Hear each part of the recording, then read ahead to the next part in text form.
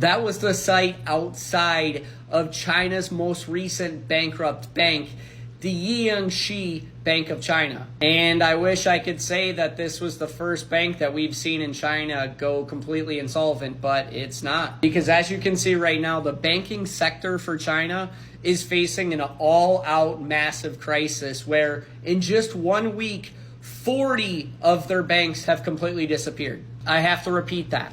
40 banks have collapsed in 1 week in China. I mean, that is just total catastrophe for that entire economy. And I wish I could say that the Jiangxi Bank was just a small local regional bank, but it's not. Because as you can see, they were the 44th biggest bank in all of China in 2023. Now the question becomes, what's the root cause of all of these banks collapsing at the same time?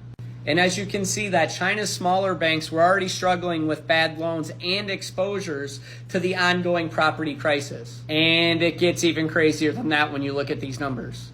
Because as you can see, some 3,800 such troubled institutions exist.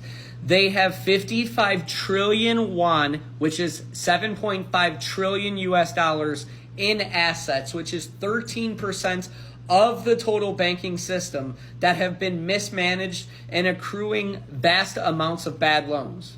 $7.5 trillion.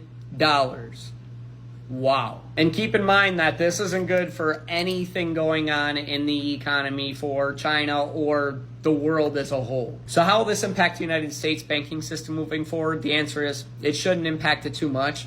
And the reason why is because we have a checks and balances system that happens within our banks where every year there's government oversight that happens within these banks that gives them grades and tells them if they need to make corrections based on their risk management and how they're doing as far as how close to insolvency they are. So right now, I don't expect this to impact the United States too much, but seeing those numbers with the Bank of China, I'm expecting to see a lot more Chinese bank collapses.